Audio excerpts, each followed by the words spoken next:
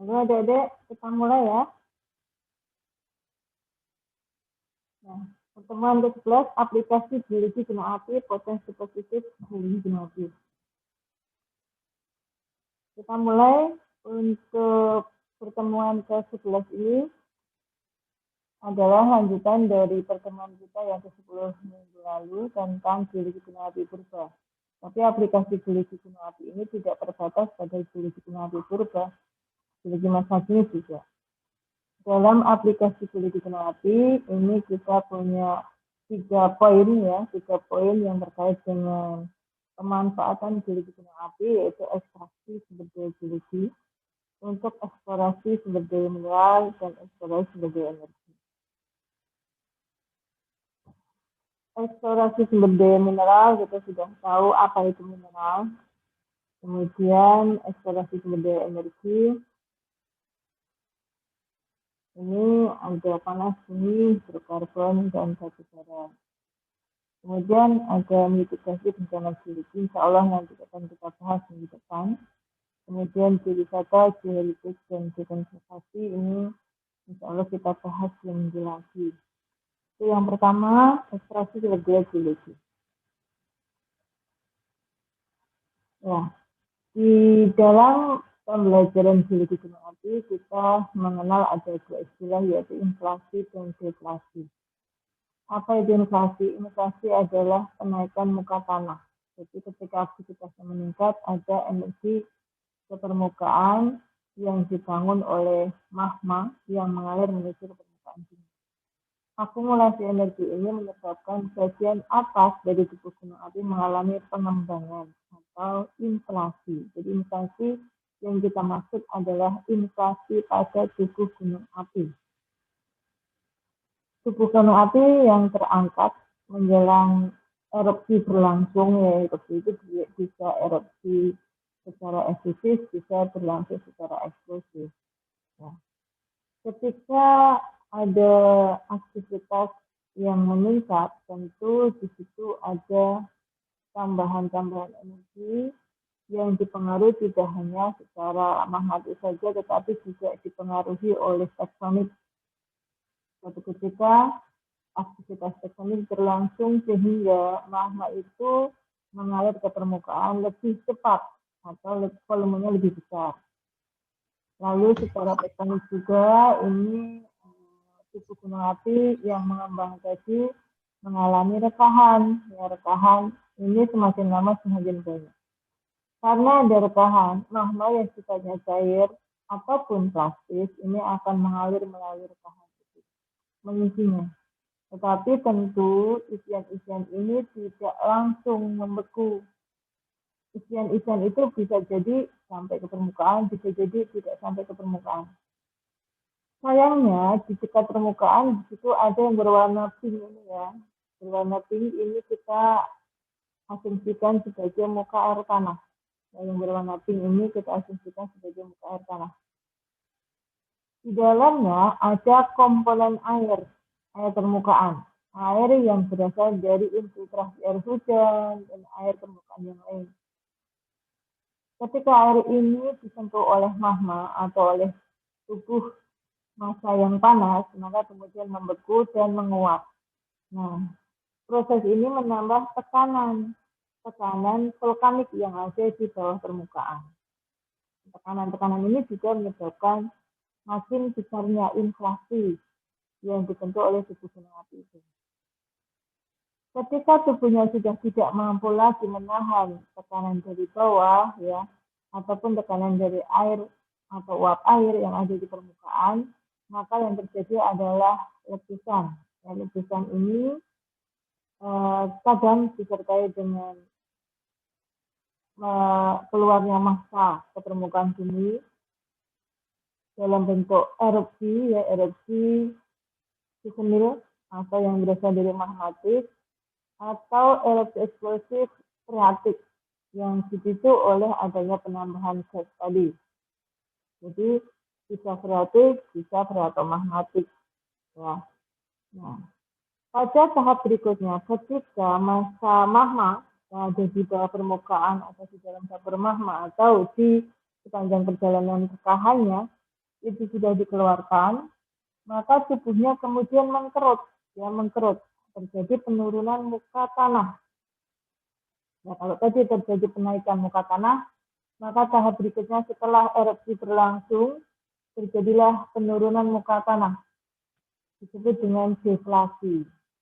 Deflasi adalah tahap letusan dan sesudahnya yang menyebabkan permukaan tanah menurun. Ya, itu adalah deflasi. Jadi ini terjadi ketika aktivitas erupsi itu sudah berlalu. Nah, saya berulangi lagi, erupsinya dalam tipe apa? Bisa magmatik, ya pneumatik, teratogmatik, atau bisa juga secara freatik. Ya. Jadi bisa dikeluarkan gasnya saja, freatik, teratogmatik, gas dan juvenil, atau magmatik, magmanya saja. Tapi biasanya kalau sudah tekanannya tinggi, yang dikeluarkan adalah gasnya, freatik hingga teratogmatik. Apa yang terjadi? Aktivitas deflasi, inflasi, inflasi, deflasi, deflasi, inflasi terus menerus ya.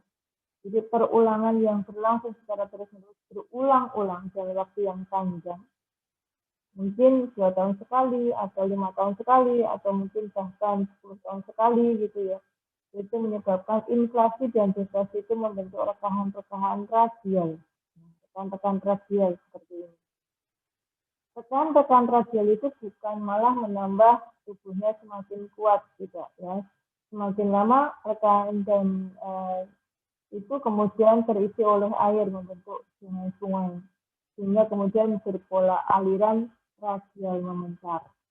Tetapi kadang-kadang juga tidak hanya radial, juga akan dijumpai pola-pola anular ya, atau melingkar, terkait dengan kawah melingkar-lingkar seperti itu. Dan kondisi ini makin lama makin menyebabkan inflasi, ya inflasi itu sering terjadi, dan inflasi dan deflasi sering terjadi.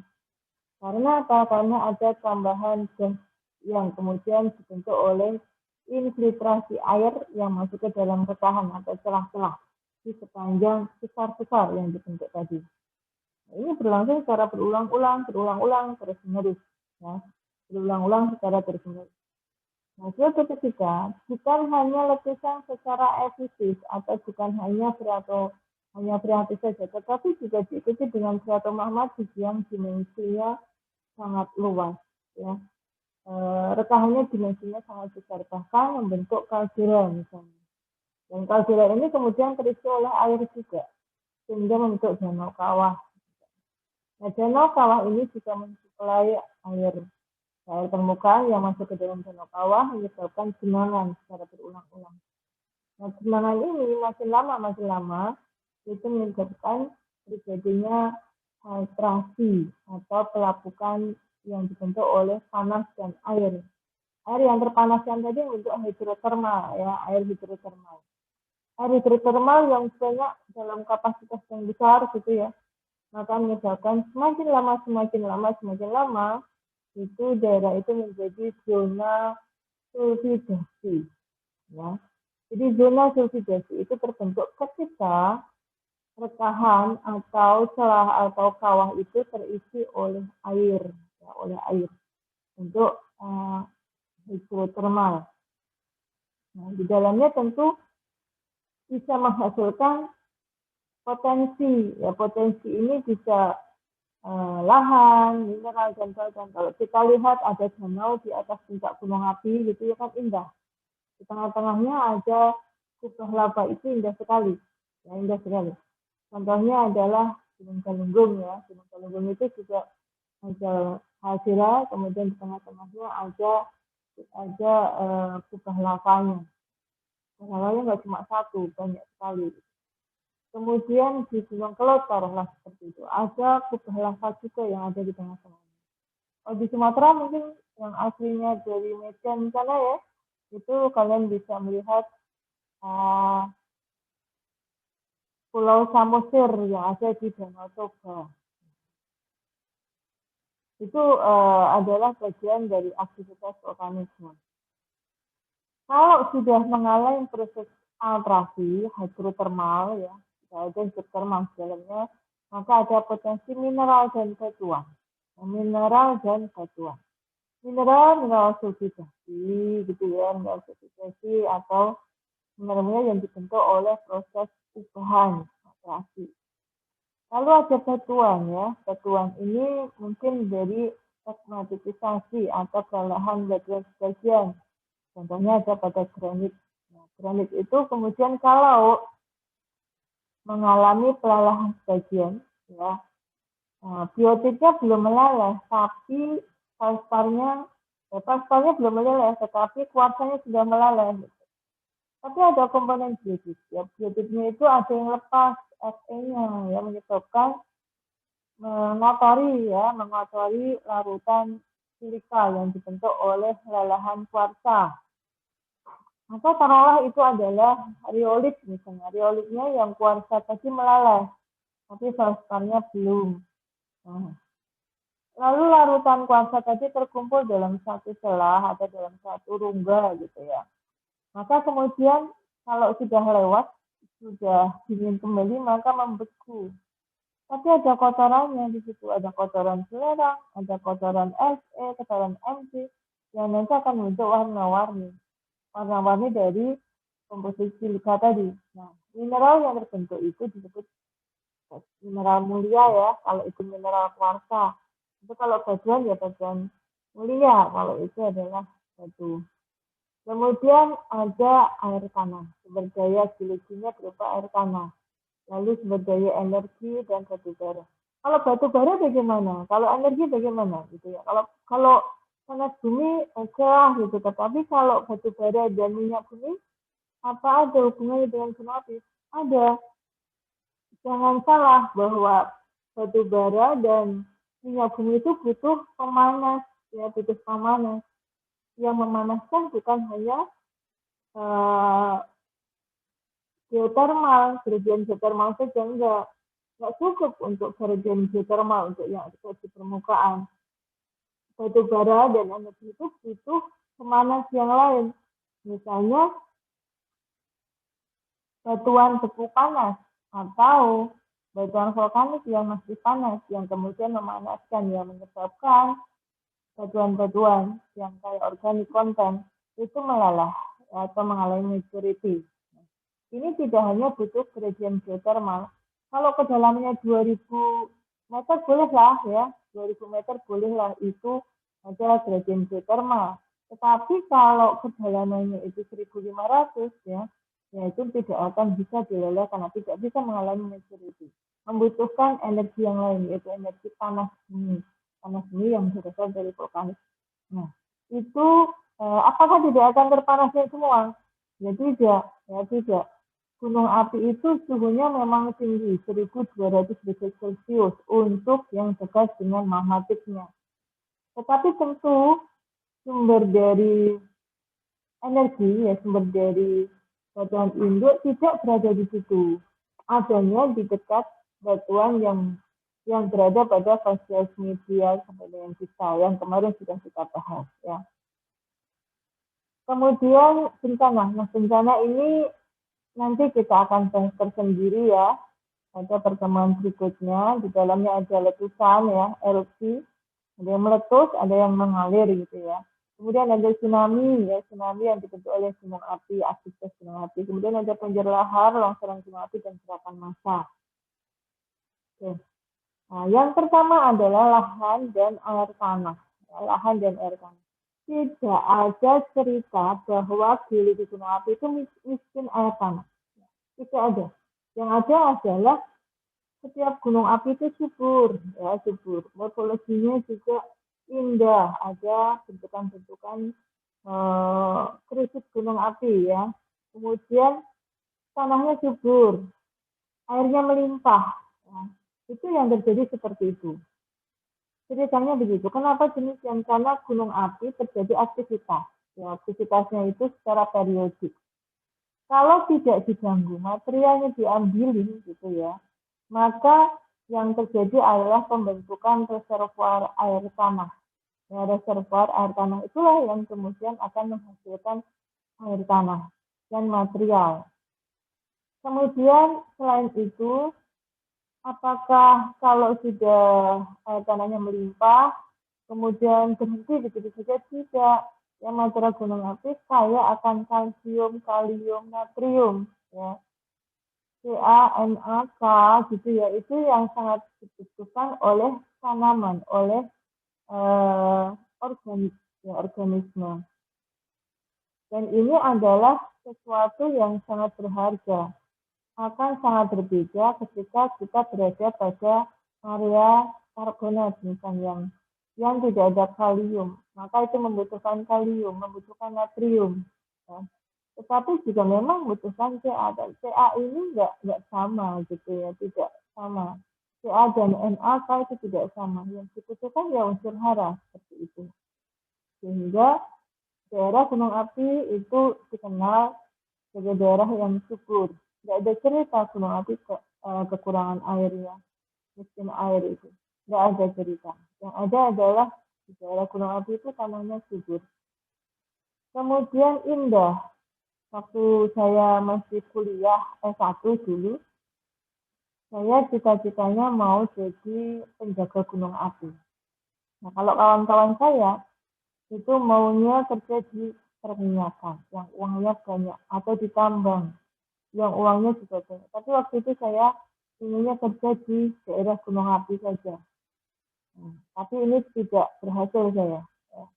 Jadi kenapa kok kerja di gunung api? Karena sejuk, sejuk, indah gitu. Sejuk, nggak panas. Sementara kalau di daerah gunung ya, pegunungan yang di situ ada minyak atau gas atau sumber daya energi lain, misalnya batu bara, itu panasnya luar biasa. Nah, saya nggak suka panas-panas. Ya, bukan karena saya takut hitam ya, tapi karena sejuk di daerah gunung api itu sejuk. Jadi kenapa saya sekarang suka gunung api? Karena daerahnya sejuk. Oke. Lalu ada imbuhan air tanah atau research area. Nah, ini contohnya adalah di Gunung Rinjani ya, Gunung Rinjani. Jadi kelihatan dari sini nampak morfologi yang dibentuk oleh gunung api, kawah gunung api. Yang kawah gunung api itu di tengah-tengahnya ada kubah lava. Ya, ada kubah lava. Tetapi di cekungan itu ada airnya. Nah, air ini tentu akan mengalami infiltrasi secara terus-menerus ya. Infiltrasi secara terus-menerus ke dalam tubuh gunung api. Ketika dia menyerkahan dan ada panas, yang terjadi adalah penguapan. Ya, penguapan. Penguapan ini menghasilkan uap panas ya, yang kemudian akan menguapkan material-material yang ada di sekitarnya. Kalau di sekitar itu ada unsur hara, nah ini yang saya maksud tadi. Unsur hara tadi itu akan menyebabkan batuan yang ada di dalam area yang kaya akan organic content, maka akan mengalami maturity. Ya, maturity. Lalu pembusukan, membusuk. Yang terjadi setelah pembusukan terbentuklah cairan fluida. Fluida itu yang disebut dengan hidrokarbon. Hidrokarbon itu kemudian dimanfaatkan untuk kepentingan manusia. Tapi apakah di puncak seperti ini, gitu ya? Ya tentu tidak, karena di sini nggak ada unsur hara. Yang ada adalah di lereng-lerengnya. Contoh misalnya di fasies medial, ya, di fasies medial. Atau kalau tidak, gunung apinya juga di laut misalnya. Ada pengendapan material yang asalnya dari laut misalnya. Ada unsur hara. Atau kalau tidak di laut, ya di lereng gunung api yang dulu tumbuhannya cukup lebat misalnya. Cukup lebat. Nah, cukup lebat ini kemudian terpanaskan oleh adanya panas bumi tadi, panas bumi yang dibentuk oleh gunung api. Contoh yang lain adalah material. Material. Gunung api adalah suplai material terbesar untuk sumber daya batuan. Ya, batuan. Jadi syukur kalau kemudian ada aktivitas Gunung Merapi yang mensuplai material, ada pasir batu gitu ya. Kalau tidak, maka habislah Pegunungan Selatan diambil batunya ya. Akhirnya dapat dari mana? Enggak ada, pasirnya belum ada. Nah, syukur ada gunung api yang menghasilkan material berupa pasir. Nah, bukan kita bahagia ya, yang namanya kegiatan kegiatan alam ya, geologi, aktivitas geologi, yaitu memang seperti itu. Jadi ada yang awalnya berdampak bencana, tapi kemudian ini berubah menjadi sumber daya. Sesaat kemudian, jadi memang pada saat aktivitasnya berlangsung, itu menghasilkan dampak negatif. Tapi begitu sudah berlalu, ya jadilah positif. Ya, itu sudah suratan. Contoh yang lain apa misalnya? Tsunami, ya, tsunami. Itu juga yang dikira tsunami tidak bermanfaat bagi manusia. Setelahnya bermanfaat sekali. Gempa bumi juga jangan dikira itu tidak bermanfaat bagi manusia. Gempa bumi menyebabkan deformasi atau ketahan. Deformasi kemudian diisi oleh air. Nah, air ini yang kemudian menjadikan kita kaya akan sumber daya air. Kalau sudah kaya sumber daya air, lalu subur. Kan gitu. Jadi memang ya mau nggak mau seperti itu. Ada dampak negatif, ada dampak positif. Kadang menghasilkan dampak negatif, aktivitasnya itu menghasilkan bencana. Tapi di masa berikutnya, ya nggak lama setelahnya, nggak akan jauh-jauh sekali. Itu akan berubah menjadi dampak positif. Apa yang kemudian kita bisa resumekan di sini ya? Ada mineral ya, gunung api, saya gambarkan. Ini adalah gunung api. Tentu gunung api ini sudah tersumbat. Ya, ini sudah tersumbat. Ada crack, ya, ada crack ke sana kemari.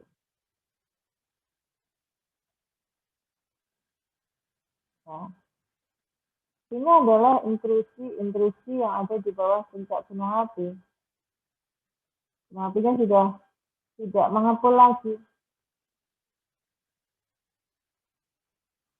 Ya, gaya ini terus berlangsung ya, gaya ini terus berlangsung. Nggak terbatas pada area itu. Nah, suatu ketika crack di sini akan mengalirlah ke sana. Nah, jadilah gunung api di sini.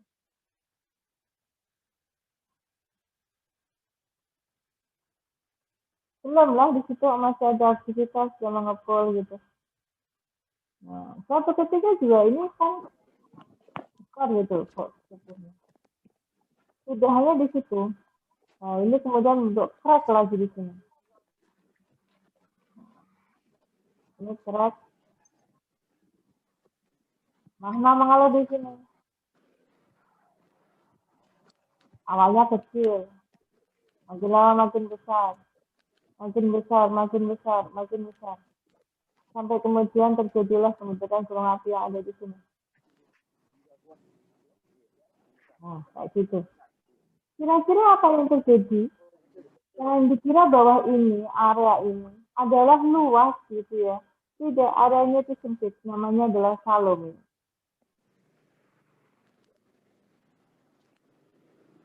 Satu lubang rame-rame. Jadi panas yang keluar di sini, kemudian pindah ke arah sini. Tentu daerah ini mengalami penambahan suhu dan tekanan yang berulang-ulang terus. Waktunya bisa sampai ini tidak hanya 2,8 juta, ya, bisa sampai ini belasan juta tahun, ya. Nah, kalau sudah belasan juta tahun, ya, panas ini mengalami inflasi ya. Ini juga inflasi, inflasi, dan terus secara berulang-ulang terus. Maka crack yang terbentuk makin banyak, ya, crack yang terbentuk makin banyak. Kalau sudah terbentuk makin banyak, jadilah seperti ini. Ya. Ada kristalisasi yang mengisi crack-crack tadi. Tekanan-tekanan tadi.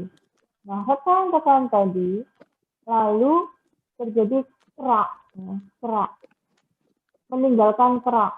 Sama seperti kita kalau makan makanan yang tidak sehat itu ya, misalnya kolesterol tinggi, tapi sayurnya kurang, minum airnya juga kurang.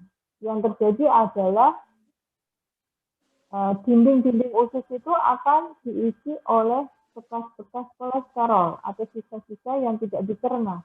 Tidak bisa dicerna, bisa kolesterol, bisa gula, bisa apa yang kemudian membatu atau mengkristal di dalamnya. Nah ini yang terjadi. Ketika aktivitasnya meningkat ya, aktivitasnya meningkat, lancar semuanya. Apa yang disampaikan, dialirkan dari magma menuju ke permukaan bumi, apa yang mengalir itu yang dikeluarkan. Nah, lancarnya seperti itu. Lancarnya seperti itu. Jadi misalnya gunung api Merapi itu ya, itu masih anak-anak. Apa yang dialirkan, magma yang dialirkan begitu sudah mengalir magmanya yang langsung dikeluarkan begitu saja. Perlu diolah sedikit, ya memang perlu diolah sedikit. Tetapi apa yang dialirkan ke dalam dapur magmanya, maka dari dapur magma itu akan keluar aktivitas gunung api yang kemudian menghasilkan material gunung api. Dan jumlahnya sama. Tetapi kalau sudah tua, ya, dialirkan terus, makan terus, ya. Gunung api itu makan terus. Tetapi aktivitasnya kan jarang dia. Kadang bisa 100 tahun sekali, bisa 200 tahun sekali, bisa malah 1000 tahun sekali. Ya. Seperti itu, sehingga yang dialirkan dan yang dikeluarkan tidak sama volumenya. Maka yang terjadi adalah kerak, mengkerak, meninggalkan sisa yang kemudian tertinggal pada celah-celah yang ada. Alhamdulillah yang ditinggalkan itu adalah mineral sulfida. Ya. Yang mineral sulfida itu adalah mineral logam. Kok logam yang ditinggal? Karena yang berat, ya, yang berat, yang ringannya dikeluarkan. Yang beratnya ditinggal, yang ringannya dikeluarkan. Nah, yang berat itulah yang kemudian menghasilkan kerak-kerak oksida, kerak-kerak logam. Ya, kerak-kerak logam adalah mineral sulfida logam. Nah, mineral sulfida logam itu yang kemudian kita kenal sebagai ada sulfanit, ya, sulfanit, kemudian ada kalkopirit, lalu ada mineral argentit dan sebagainya. Dan itu adalah mineral mulia gitu. Itu yang sering dimanfaatkan untuk eksplorasi sumber daya mineral logam. Nah, yang ringan tadi adalah tinggal silikanya. Ya, silikat yang keluar kemudian ke permukaan adalah bersifat asam, dilontarkan secara eksplosif menghasilkan material-material yang bersifat fragmental, membentuk tuff, reaksi kumis gitu ya, dengan jumlah yang sangat besar. Kok jumlahnya besar? Karena akumulasinya lama. Ya, akumulasinya lama.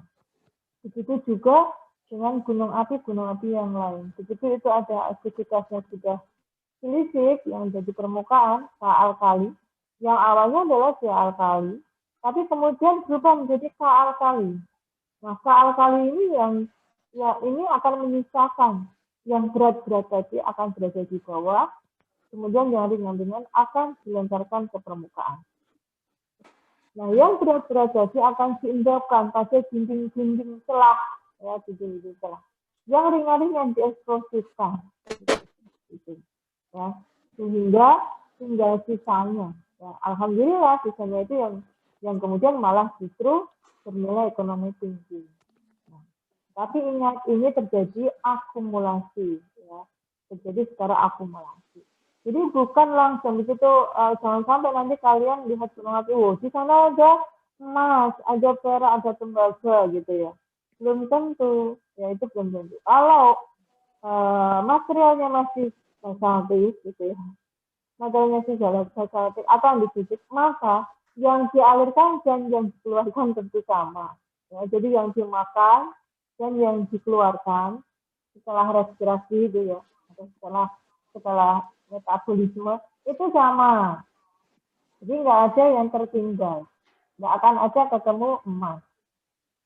Tapi kalau yang diterima, yang dimakan dan yang dikeluarkan tidak sama, Lalu yang dialihkan itu siang alkalin, ya. Harusnya dari awal siang alkalin itu ada semua, tapi kok yang dikeluarkan di atas hanya alkalin yang muncul. Nah, ini yang harus dicari. Nah, karena sudah tertinggal dan mengkerak di situ menjadi endapan mineral sulfida. Carilah yang seperti itu. Ya, itu adalah sumber daya emas yang akan terbentuk. Prinsipnya seperti itu. Emas itu ada yang namanya mesotermal. Nah, mesotermal itu ada di tengah ya, di tengah-tengah.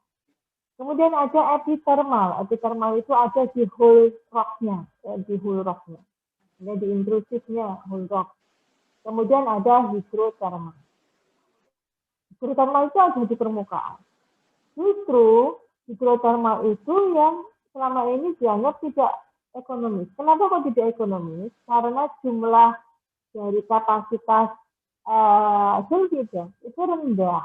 Itu rendah. Kenapa kok rendah? Karena yang ringan-ringan saja yang tersingkap di situ. Mineral-mineralnya ringan-ringan doang gitu. Ya, ya hanya kecil-kecil saja. Yang ada paling hanya pirit gitu ya. Pirit itu nggak ada emasnya kalau pirit itu. Jadi kalau kalian ketemu ada warna-warna kuning keemasan, bentuknya kotak-kotak kubus gitu ya, itu adalah pirit. Itu nggak ada artinya. Itu nggak ada artinya. Yang ada artinya adalah kalau yang ketemu bukan pirit lagi. Alkopirit misalnya yang masih ada CA-nya. Ya. Atau argentit. Ya, argentit itu ada AG-nya. Ya, kemudian sulfanit itu sudah ada AU-nya banyak ya besar. Nah, kalau sudah seperti itu boleh ya punya nilai ekonomi tinggi. Tetapi jangan dikira hidrotermal ini terus kemudian ditinggalkan gitu ya, tidak. Hidrotermal justru malah menjadi kunci untuk mengetahui di bawahnya pasti ada epithermal dan mesotermal. Meso itu tengah, di bagian tengah. Jadi kalau ada intrusi besar ya, intrusi besar bisa intrusi diorit ya, diorit atau bro gitu ya. Tapi yang biasanya adalah diorit. Ada intrusi diorit di situ ya. Dioritnya itu ada pada titik awal dari batuan yang bersumber, yang sumbernya. Nah ini nggak ada apa-apanya, itu nggak ada apa-apanya. Jadi di sini tidak ada apa-apanya. Konduit ini tidak ada apa-apanya.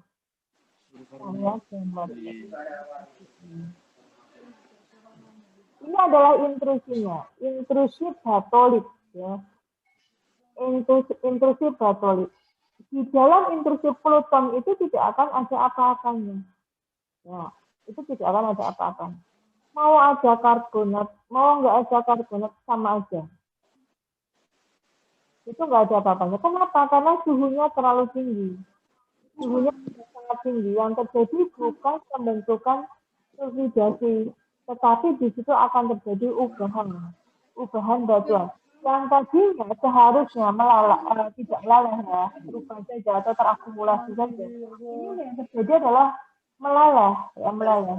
Jadi massa batuan yang ada di sekitarnya tidak lagi menghasilkan endapan, tetapi pelalehan. Batunya itu meleleh secara sempurna. Maka di situ tidak akan terbentuk apapun. Ya. Jadi sulfidasi nggak akan terjadi. Yang kedua adalah pada porfiri, ya, batuan porfiri. Nah, baru yang porfiri itu di cauldron ya, di cauldron itu di atas dari batolit. Nah, itu baru di situ yang banyak dijumpai, ya, porfiri, di daerah porfiri. Apa yang disebut dengan porfiri? Porfiri adalah porfiri. Porfiri itu adalah api ya, yang kemudian akan menghasilkan panas yang terkonsentrasi pada satu area tertentu. Ya. Di sini tidak akan menghasilkan pelalahan. Ya, yang ada adalah pelalahan sebagian. Ya, pelalahan sebagian. Yang silisik itu akan meleleh, sedangkan yang non silisik itu tidak meleleh, terubah saja, terakumulasi saja. Jadi Fe, Mg, ya, Cu, Fe, Mg-nya akan terreplace. Ya, terreplace oleh unsur-unsur logam yang lain. Misalnya ada AU, CO, Cu gitu ya. Nah, Disinilah pusat dari area-area yang kaya akan mineral-mineral sulfidasi. Namanya adalah mesotermal. Di dalam mesotermal, kalau batuan dasarnya adalah karbonat, batu gamping yang MgCO3, nah Mg-nya itu yang nanti akan terreplace. Makin banyak Mg yang terreplace, makin banyak CuAu, Eu itu yang akan terbentuk. Jadi di sini posisinya. Jadi terjadi proses replacement. Replacement yang dihasilkan oleh adanya komponen Mg dalam batu gamping. Ya. Mg dalam batu gamping. Kemudian makin ke atas, bukan Mg ya yang terbentuk, tetapi CaCO3. Nah, CaCO3 ini kemudian akan terreplace. Kalau tadi adalah MgCO3, maka yang terjadi berikutnya adalah CaCO3. Ca akan terreplace oleh Au. Ya. Pada area tujung, ya tujung dari wall rock ya, pada dinding batuan intrusi. Ingat bahwa di atas batolit itu di situ akan ada yang namanya anak-anak celah, ya, celah-celah yang dibentuk oleh inflasi dan deflasi tadi. Yang sudah kita sebut, kita pelajari di awal. Inflasi dan deflasi yang dilalui oleh magma-magma dalam volume yang kecil, ya, volumenya kecil, dia terdistribusi secara radial, ya, terdistribusi secara radial. Ini akan melelehkan sebagian batuan dinding, ya, wall rock, ya, ada batuan dinding atau wall rock. Yang terjadi adalah pelapasan Ca, ya, pelapasan Ca.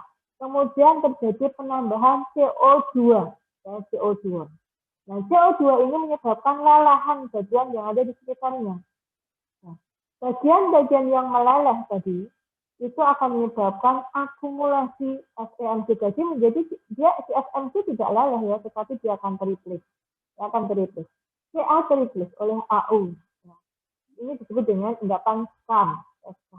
Dan skam ini yang kemudian akan menghasilkan kantong-kantong mineral silvanit, argentit, dan sebagainya.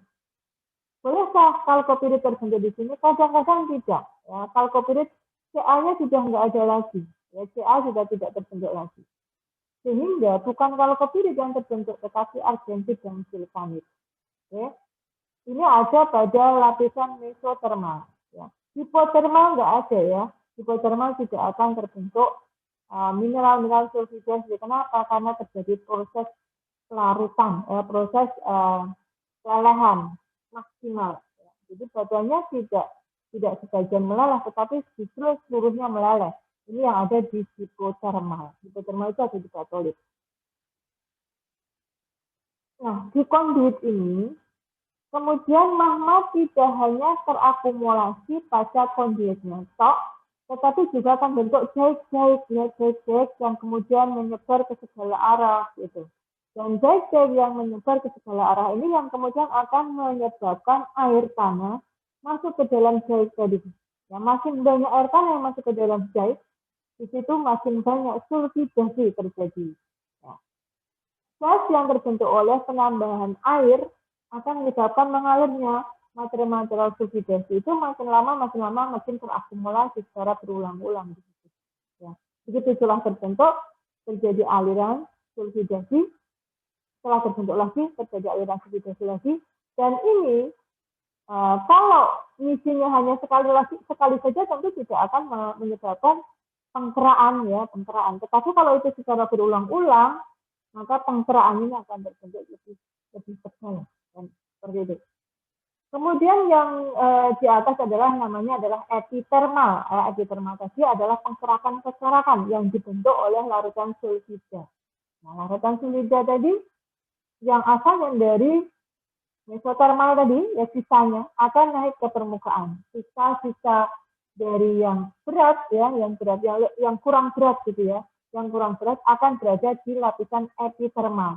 Di situ ada akumulasi quartz ya, atau akumulasi silika. Ya kenapa? Karena yang tadi meleleh tadi itu naik gitu.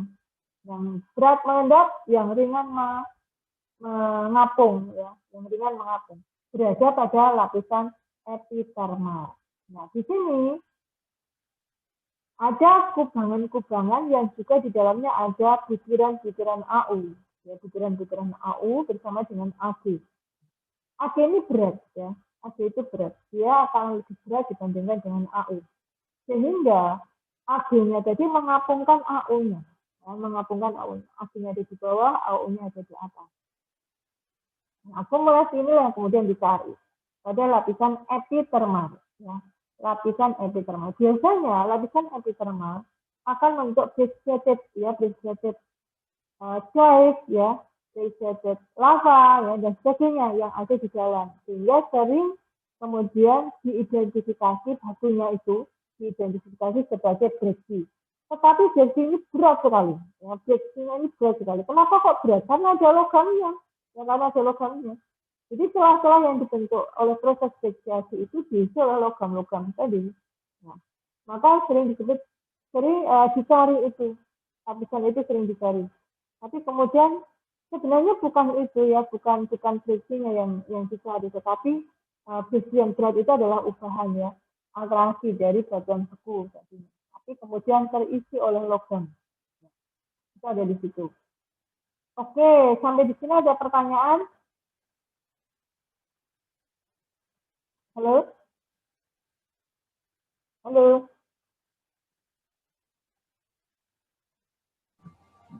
Belum, Ibu. Ya, kalau belum kita lanjutkan ya.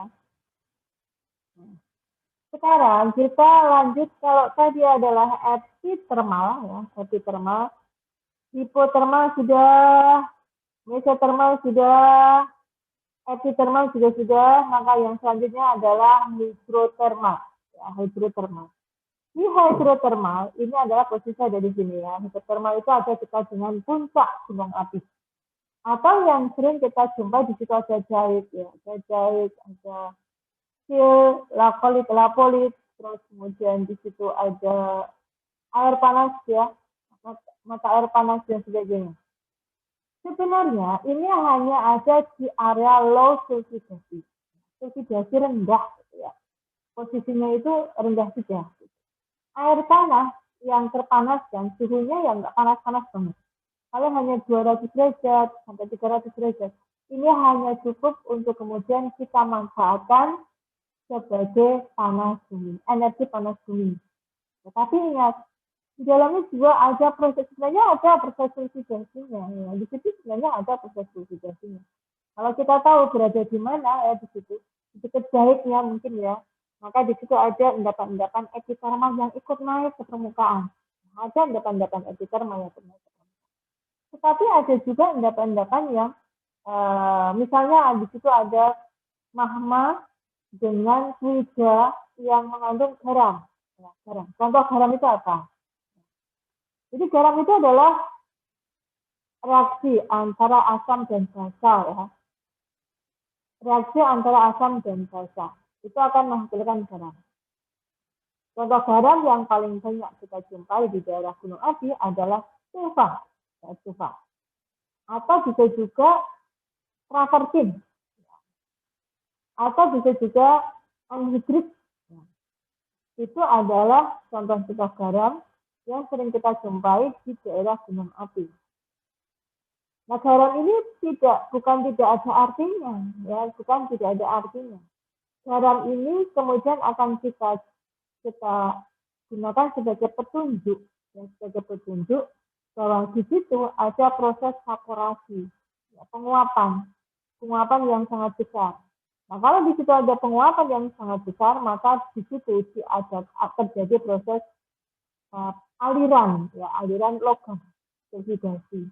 Nah, aliran logam sulfidasi itu yang kadang-kadang akan menghasilkan kerak-kerak sulfida, kerak-kerak Ag, AU gitu, CO dan sebagainya. Tapi tentu ini tidak sama dengan yang kita jumpai pada lapisan epithermal tadi. Kalau di epithermal itu sudah deh, pokoknya itu sudah ubahan replacement. Tetapi ini adalah hanya ikutan, ya, hanya yang dibawa oleh fluida garam tadi. Jadi yang kita jumpai bukan emas ya, bukan emas tok gitu ya, tetapi itu sudah ada campuran-campuran yang lain, ada PP, ZN ya, ada ACMN, Ag, Mn. Itu banyak kita jumpa. Lalu ada endapan-endapan porfiri ya, porfiri Cu.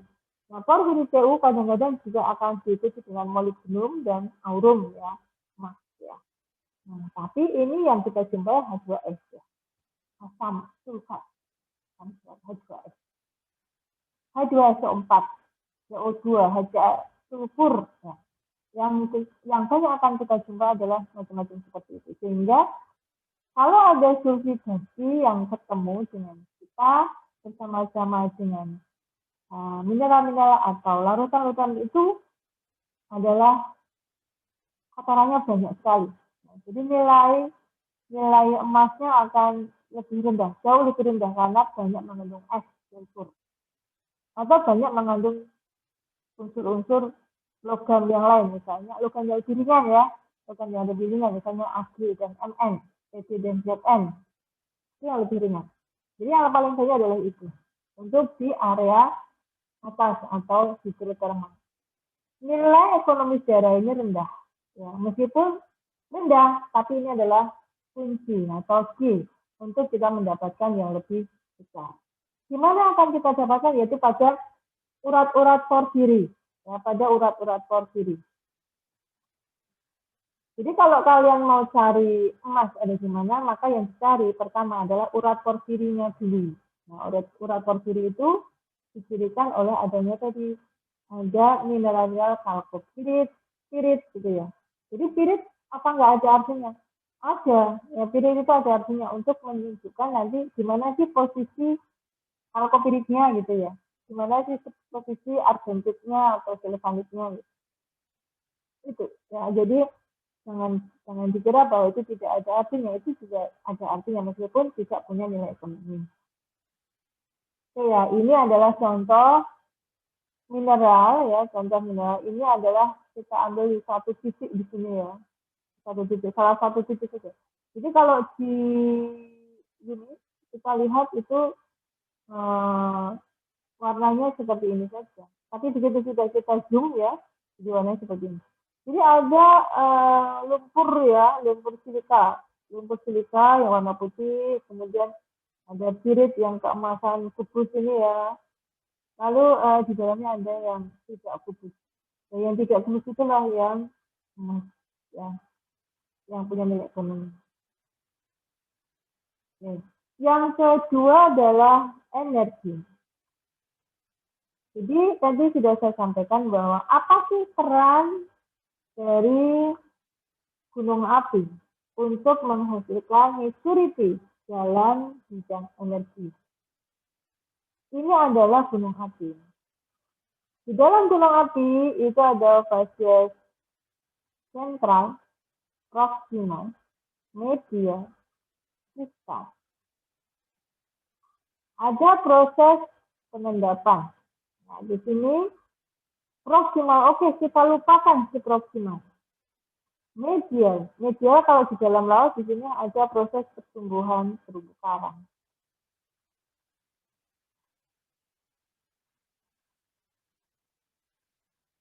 Tapi juga di sini ada remik-remik nih. Nah, ada remik-remik yang kemudian jatuh gitu ya, menghasilkan endapan batuan di sini. Ini adalah terumbu. Ini ada transisi ya, ada tumbuhan dan sebagainya gitu. Ini kalau di sana juga ada laut gitu ya. Ini ada danau kawah. Oke. Ini adalah silisi plastik yang berselingan dengan karbonat. Silisi plastik datangnya dari mana? Dari gunung api dulu ya, dulu. Karbonat datangnya dari sini. Jadi proses erosi yang ada di sini. Tapi juga ada dari remik-remik yang mati di sini. Jadi ada silisi plastik, ada karbonat. Nah, ini juga sama, silisi plastik dan karbonat. Nah, makin lama gunungnya mati ya. Di sini gunungnya mati ya. Di sini makin banyak ada karbonatnya. Maka silisi plastik itu tertimbun oleh karbonat. Yang ada di atasnya ya karbonat saja gitu. Yang tadi siliksi klasik ada di sini. Yang ini adalah karbonat. Ini siliksi klasik, karbonat. Tapi ya, di tubuh sini ada material yang sama seperti ini, gitu ya. Kalau itu juga ada intrusi di sini. Kemudian ini, yang namanya gunung api itu ada seperti pasak-pasak. Ini adalah guys. Ini dulu ada panas. Ini panas. Ya, panas gitu. Nah, kayak gitu. Ini udah mati. Ini masih menghasilkan panas. Ingat bahwa gunung api itu tidak ada istilah dead. Yang ada adalah inaktif. Ya, inaktif. Jadi, ketika masih ada sumber panas, ngalir di sini. P dan P. Maka di sini keras, keras, keras, keras gitu ya. Nah, itu berulang-ulang. Nah, terus. Tetapi di sini ada juga pengendapan. Terus saja, sama itu pengendapannya. Ada karbonat, ada karbonat silisik, karbonat silisik, karbonat silisik gitu. Perselingan antara karbonat dan silisik. Ini adalah bisa menjadi reservoir sekaligus sebagai batuan induk. Kemudian ini sebagai sumber panas. Sumber panas. Lalu dia akan mengalir ke sana bermigrasi. Ingat di sini juga ada sesar naik, sesar turun gitu ya. Ini ada sesar turun. Ada sesar oblik dan sebagainya ya, tergantung di mana posisinya si gunung api terhadap cekungan itu berada. Ini juga ada sesar-sesar ini. Nah, daerah inilah jalur migrasi. Ini jalur migrasi masuk ke sini. Jalur migrasi masuk ke sini. Jalur migrasi masuk ke sini. Nah, ini masih hangat ini, masih hangat. Suhunya mungkin sekitar 400 misalnya 400 derajat Celcius.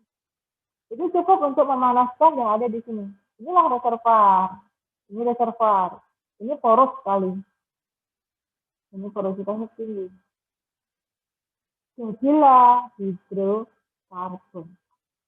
Ini jadilah H. Ini di situ H. Sampai di sini ada pertanyaan? Adik-adik, kawan-kawan, anak-anak, ada pertanyaan untuk energi? Ada pertanyaan? Saya tunggu 2 menit untuk kalau ada pertanyaan.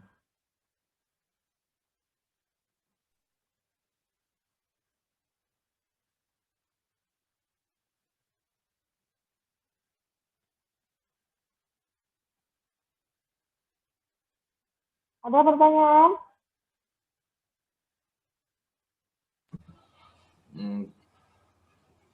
Kayaknya enggak sih, Bu. Nggak ada. Ini pada ikut kuliah nggak ya? Atau hanya menyalakan saja? Sudah Aktif, proses? Bu. Hah? Aktif, Bu. Aktif. Emang nggak ada pertanyaan belum, Bu? Sudah paham? Masih sedikit-sedikit. Sambil tidur ya? Masih ngantuk. Enggak, Bu. Enggak, Bu.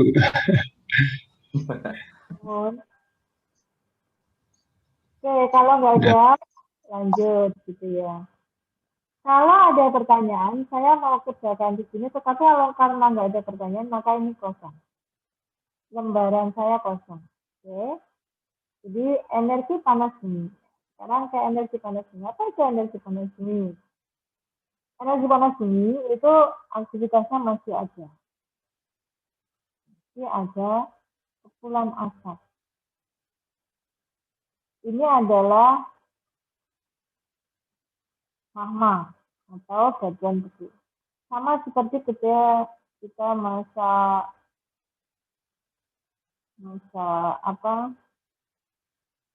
air ya. Ini tungkunya. Ini ada syarat yang ada di atasnya. Ini air. Seperti ini. Jadi ini nanti ada butiran-butiran kemudian akan masuk terkondensasi gitu. Seperti itu. Jadi sama begitu. Ini adalah stoknya. Nah, jadi ini adalah magma. Sumber panas. Kemudian ada air tanah. Nah, ini adalah air tanah. Ini adalah muka air tanah.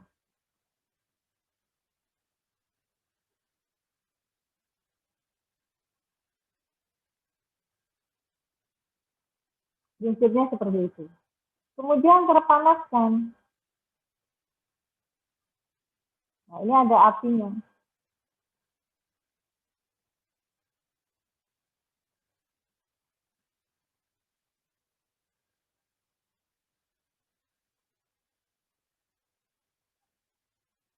Nah, panci plus air. Nah, jadi ini ada air. Ini ada muka air tanah, ini adalah air aquifer. Nah, itu adalah aquifer. Nah, disinilah panas itu terbentuk. Hanya bisa dijumpai di daerah Gunung Api. Tapi ingat ya bahwa Kepundan itu bukan seperti pralon gitu ya, seperti pralon yang panjang, kemudian lubang gitu ya, lubangnya satu panjang lebar gitu ya, tidak seperti itu ya. Pipa Kepundan itu adalah celah kecil-kecil yang bisa saja itu saling berhubungan. Kalau ada crack maka disebut bentuk celah. Kalau ada crack yang lain lagi maka disebut terbentuk celah. Atau sama seperti kalian mematahkan kayu, ya mematahkan kayu yang tidak menggunakan pisau atau tidak menggunakan gergaji, tapi dipatahkan begitu saja, insidental. Ya, seperti itu. Jadi bisa lebarnya 1 meter, 2 meter, 10 meter bahkan. Atau bisa juga kalau di danau, kalau di Gunung Api Tambora itu bisa 100 meter. Jadi boleh saja seperti itu. Hanya saja tidak seperti kalian memotong dengan menggunakan gergaji. Jadi kalau kalian membuat sesar nanti ya, sesar celah cracknya itu, tidak seperti kalian motong lurus gitu ya, lurus kayak di gergaji atau kayak di pakai pisau gitu, pisau mesin gitu ya. Tidak seperti itu. Tetapi akan belok-belok. Ya. Jadi nanti kalian tidak akan jumpai seperti oh ini dipotong gitu ya, lurus gitu saja. Tidak seperti itu. Ya. Jadi ingat yang terjadi adalah begitu. Oke. Jadi prinsipnya adalah ada magma, ada muka air tanah, ada aquifer. Magma, muka air tanah, dan aquifer. Seperti apa itu muka air tanah? Magma itu jangan dikira lubang besar, ya lubang besar, bentuknya bulat gitu ya. Enggak ya, lubang besar tidak bulat ya. Jadi yang disebut magma di sini ya itu sumber panasnya. Enggak seperti kita membuat satu panci kemudian di dalamnya ada cairan plastik nama gitu, tidak ya, tidak seperti itu. Bentuknya irregular, ya bentuknya irregular, tidak beraturan. Tergantung dari rekahan atau sesar yang dibentuk sebelumnya. Lalu ada celah-celah yang menghubungkan antara satu tubuh dengan tubuh yang lain yang ada di dalam lapisan batuan. Ada batuan dinding, ya, ada batuan dasar, ya, dan ada magma. Nah, batuan dasar itu adalah batuan yang terbentuk sebelum aktivitas vulkanisme itu terjadi. Bisa batuan karbonat, bisa batu pasir, bisa batuan beku, ya, granit, atau bisa juga batuan metamorf. Itu adalah batuan dasar. Kemudian di dalamnya ada proses konduksi panas. Ya, panas itu menyebar ke segala arah. Ya, dari magma itu akan menyebar ke segala arah. Sehingga batuan dasar ada yang ikut terlelehkan. Tapi ada juga yang tidak ikut terlelehkan. Nah, yang tidak ikut terlelehkan akan bentuk senolit. Yang terlelehkan akan bentuk magma. Menyebabkan komposisi magma menjadi berubah. Lalu ada juga rekahan, ya rekahan sesar yang terbentuk oleh proses konduksi tadi, membentuk sesar. Itu ada yang sampai ke permukaan, ada yang tidak sampai ke permukaan. Yang tidak sampai ke permukaan ya sudah, dia berhenti di situ. Kalau kemudian diikuti dengan aliran magma sampai habis rekahan, maka terjadilah proses intrusi. Tetapi kalau rekahan sampai ke permukaan, ya permukaan bumi, maka kemudian terbentuklah ekstrusi, namanya gunung api. Nah, batuan-batuan yang terbentuk di situ akan menghasilkan namanya batuan dinding. Ya, batuan dinding ini adalah batuan yang menumpang di atas batuan dasar. Nah, ini bisa berupa tubuhnya sendiri, batuan hasil aktivitasnya sendiri, atau juga batuan yang dibentuk oleh proses alterasi tadi, ubahan atau pelalahan spesial, atau bahkan justru pelalahan semuanya. Ini adalah batuan dinding. Batuan dinding kemudian akan mengalami proses alterasi. Ya, alterasi membentuk celah. Ya, celah ini kalau di dalamnya ada air, ya dulu kan permukaan dari itu. Sehingga kemudian kalau ada proses pemanasan di situ, air itu akan terjebak, ya akan terjebak di situ. Atau bisa jadi terpanas dan bentuk gas vulkanik. Ya. Air yang ada di dalam batuan dinding tadi kemudian akan membentuk gas vulkanik. Nah, gas vulkanik ini menambah volume air yang ada di dalam celah. Ya.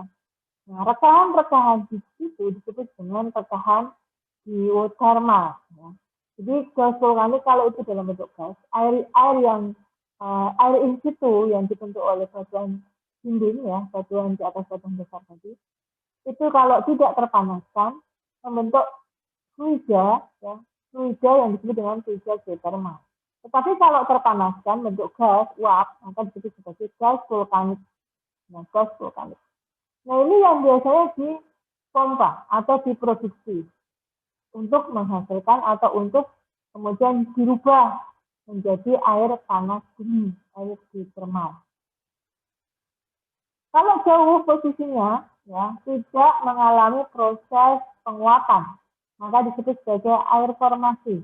Nah, air formasi itu biasanya asin, ya sifatnya asin atau saling. Ya. Tapi kalau kemudian terisi oleh air meteorit atau tercampur menjadi air meteorit, namanya air juvenil, ya air juvenil, maka inilah yang kemudian air meteorit ini yang kemudian menjadi konveksi, ya fluida konveksi. Nah, konveksi itu adalah air yang kita manfaatkan yang kemudian membentuk panas yang mendidih, suhunya mungkin 200 sampai dengan 300 derajat Celcius. Air inilah yang diproduksi untuk kemudian digunakan sebagai air panas bumi, sumber energi panas bumi.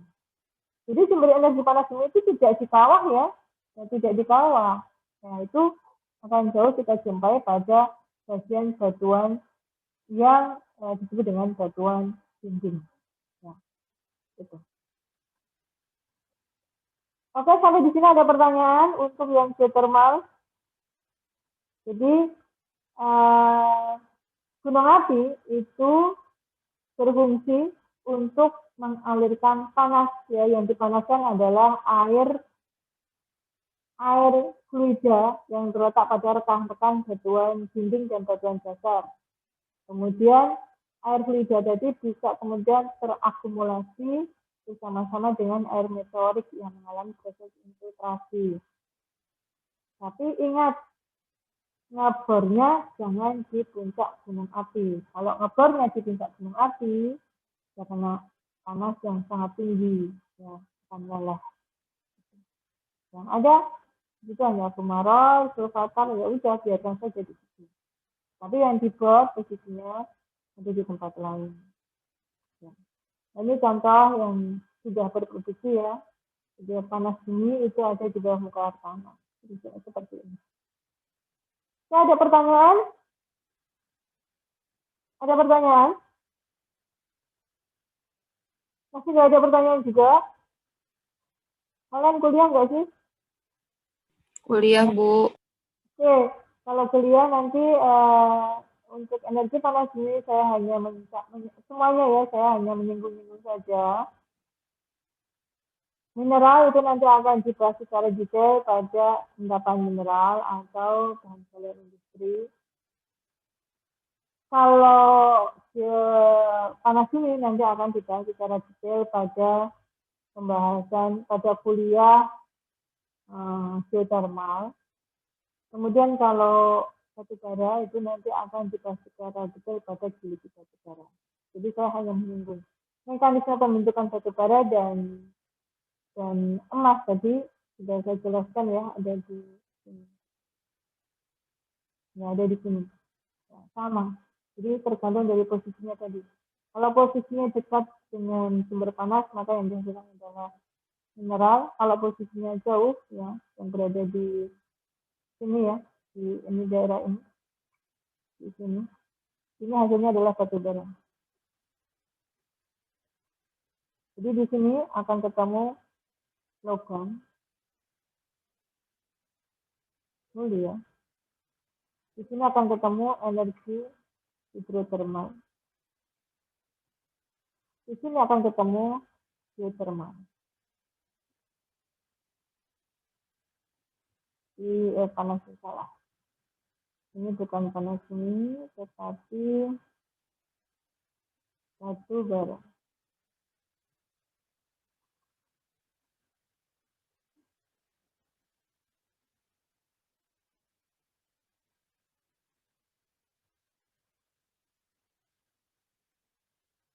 Dan ketemu batu bara. Oke. Oke. Jadi ini adalah contoh bencana yang terjadi di daerah Gunung ya. Ini akan kita bahas minggu depan ya. Nah, ini akan kita bahas lebih detail minggu depan. Kalau nggak ada pertanyaan, terima kasih sudah bergabung di kuliah dan mudah-mudahan bermanfaat. Nanti kita ketemu lagi minggu depan. Sebelumnya saya mau tanya, hari Sabtu masih ada yang mau ke lapangan? Sepertinya sudah berangkat semua ya kemarin ya. Ke Gunung Irang lagi, Bu ya? Hah? Gimana? Ke Gunung Irang atau ke mana? Kalau minggu depan hari Sabtu tempat lain.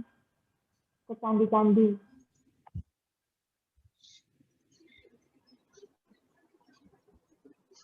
Boleh, Bu.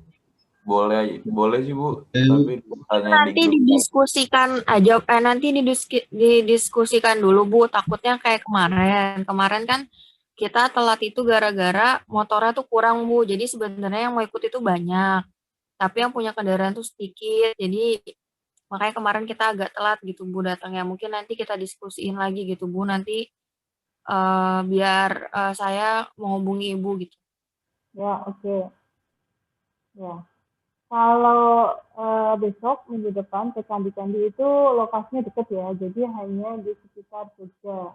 Jadi kita ketemunya sebenarnya nggak kalau kemarin kan jauh, memang jauh sehingga perlu koordinasi lebih gitu. Tetapi kalau besok nggak jauh, hanya di Kalasan gitu ya. Informasinya seperti itu. Jadi kalau jadi nanti hubungi saya. Kalau misalnya nggak jadi ya hubungi saya juga. Itu ya. baik, Bu. Nah, sampai ketemu. Kalau nanti jadi, tolong hubungi saya jauh-jauh hari ya, jangan mendadak. Kalau iya, kalau enggak, kita ketemu. Misalnya hari Kamis nanti mau ajak kuliah, saya tunggu. Tapi kalau misalnya enggak ada kuliah, ya enggak apa-apa. Kamis minggu depan, Kamis besok itu libur ya statusnya. Tetapi kalau mau ada kuliah, enggak apa-apa. Itu ya, terima kasih. Selamat pagi, tetap sehat selalu. Assalamualaikum. Waalaikumsalam. Makasih, Bu. Sama-sama. Saya tutup ya. Baik, Bu.